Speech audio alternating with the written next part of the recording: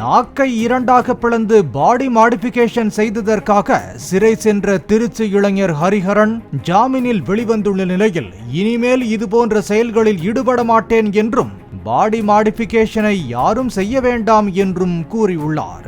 சிறையில் கவுன்சிலிங் வழங்கிய பிறகே தனது தவறை உணர்ந்ததாகவும் டாட்டூ தொழிலை மட்டுமே தொடர உள்ளதாகவும் அவர் தெரிவித்தார். இனிமேட்டு இந்த மாதிரி பாடி மாடிஃபிகேஷன் பண்ணாதீங்க யாரும்.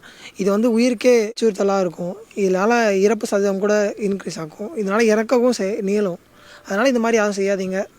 இது நான் இப்போ தான் புரிஞ்சுக்கிட்டேன். நான் அந்த போயிட்டு வந்ததுக்கப்புறம் தான் புரிஞ்சுக்கிட்டேன். இப்போ உள்ள எனக்கு நிறையா கவுன்சிலிங் கொடுத்தாங்க. கவுன்சிலிங்க்கு அப்புறம் தான் இந்த மாதிரிலாம் பண்ணுறது தப்பு, இதுக்கான டிகிரி இருக்குது, அதை முடிச்சதுக்கப்புறம் தான் பண்ணணும் அப்படின்னு நான் புரிஞ்சுக்கிட்டேன். இனிமேட்டு இந்த மாதிரி தவறில் நான் ஈடுபட மாட்டேன்றதை இங்கே பதிவு பண்ணிக்கிறேன்.